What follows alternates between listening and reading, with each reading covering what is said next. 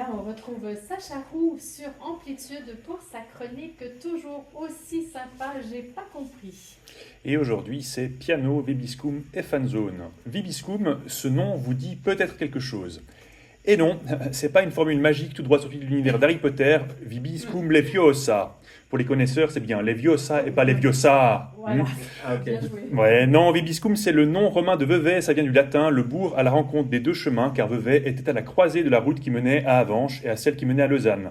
On voit qu'en 2000 ans, la situation n'a pas tellement changé sur les routes autour de Vevey. Il devait déjà avoir des bouchons dans ce coin-là, comme quoi on n'apprend pas de nos erreurs. L'erreur, ça va être le mot d'ordre d'aujourd'hui, puisque je vais vous parler du Vibiscum Festival. Tu sais, ce festival veveysan qui a annulé son édition 2024 et qui croule sous les dettes. Et Oh non. qui n'a pas pu rembourser les billets, mais offert en échange des billets pour des festivals à Neuchâtel et à Morat, parce que ce sont, je cite, des cadres qui ressemblent à celui de Vevey. Ils n'ont pas souvent été à Morat. Hein, ouais.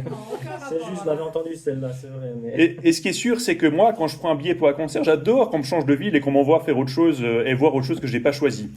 Comme si au resto, tu avais envie de manger des filets de perche et que le serveur il t'apporte des surimi parce que c'est un peu pareil, c'est du poisson, ça se ressemble. Comme les sushis finalement. Exactement, comme le C'est sushi. la journée, il y a tout qui est lié ce soir. Sauf que l'histoire, elle ne s'arrête pas là. En effet, vous n'ignorez pas que on est en plein Euro de foot. Allez, la suite.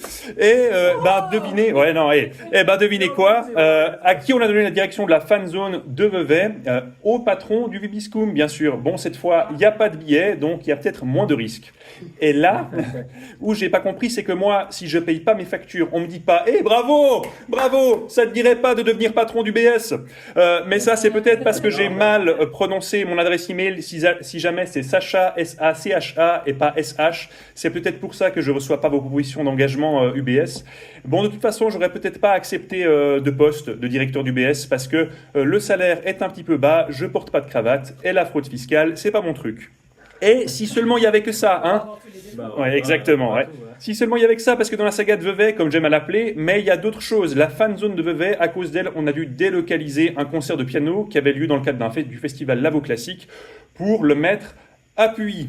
Voilà, donc si je résume, ouais, compliqué. J'adore la logique. Si je résume, le patron du Vibiscum, il fait planter le festival, le public, il a le droit d'aller à Morat, on lui donne à ce patron la gestion de la fan zone à Vevey, ça fait déplacer un concert de musique classique à Puy.